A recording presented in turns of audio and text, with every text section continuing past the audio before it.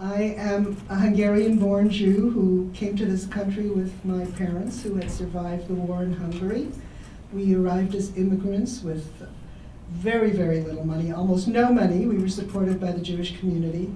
My parents, worked very hard, and I got a public education and went to university, and most of my life I lived in New York and was a social worker. When I came back to Montreal, I could no longer be a social worker because I didn't speak French, so I began to look around and videotape public things, and I uncovered this whole issue around anti-Semitism. I myself did not grow up with any overt anti-Semitism, although I knew about it, of course, and many of us Jews thought that sharing what had happened in Germany would immunize all well-meaning persons against the scourge of anti-Semitism. However, reports from all quarters report that anti-Semitism all over the world has returned with a vengeance, and you can see this on the internet. If you explore comments, YouTube, it's really shocking and astounding. Of course, it's impossible to have a conversation about anti-Semitism without mentioning Israel. I would agree that it is hardly anti-Semitic to focus on problems between Israel and the Palestinians, or even to pressure the Israelis. However, when the truth is distorted, problems elsewhere are simply ignored, and Israel alone is singled out to be chastised, I think we have a problem. The record of the United Nations vis-à-vis Israel amply demonstrates this. About 3/4 of all the resolutions taken up by the General Assembly have concerned Israel, and rarely praising her. Don't you find that odd? One of the most successful countries in the world that was built by people who had nothing, who survived the death camps. It's really, truly astounding, and very many people are jealous of that success.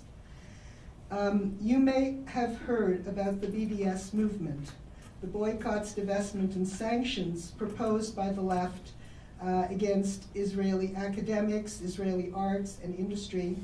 And this has infected academia and human rights NGOs like Oxfam, human rights do-gooders around the world.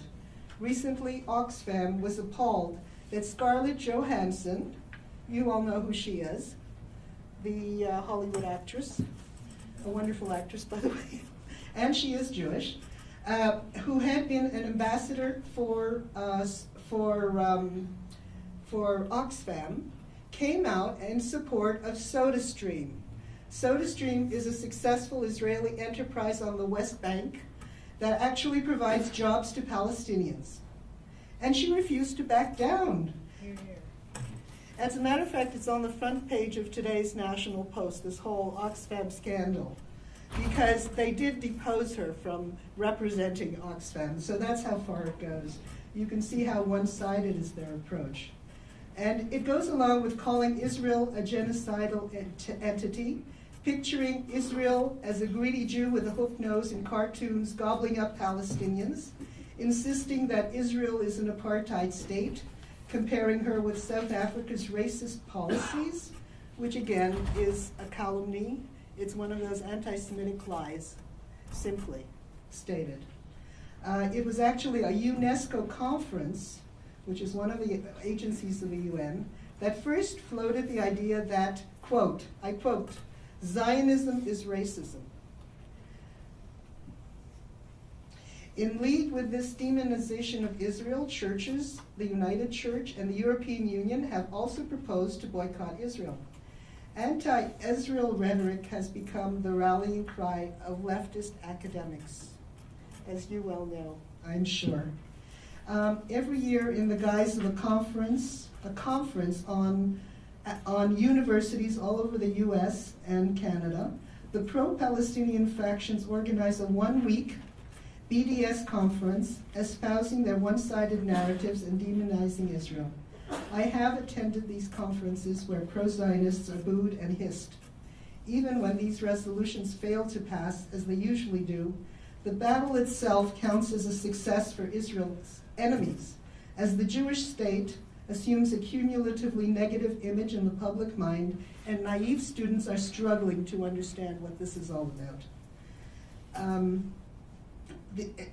Students must actively seek out objective information if they wish to approach Israel with an open mind, and many of them are. We can see the extent to which anti-Israel feeling has become politically correct in the responses to Harper's visit to Israel in Canada in the left-wing Canadian media. Many were, quote, I quote, shocked and disappointed by Harper's support of Israel, asking whether his stance was balanced. He actually is the only world leader who has grasped the insidious nature of the Arab hatred of Jews and how that hatred and demonization is what is actually maintaining the state of war between Israel and the Arab population.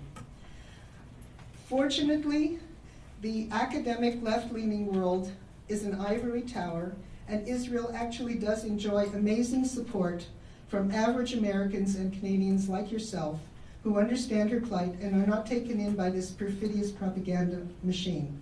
And just Israel and Jewish organizations have taken up the challenge to expose and educate regarding this new anti-Semitism.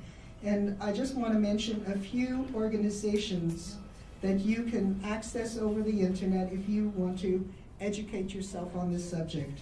CIJR, Canadian Institute for Jewish Studies, ISGAP, Institute for the Study of Global Anti-Semitism and Policy, the Simon Wiesenthal Museum of Tolerance, SPME, Memory, Middle East Media Research Institute, and there are many also individual scholars who I can mention to you. Thank you very much for your time. Thank you very much.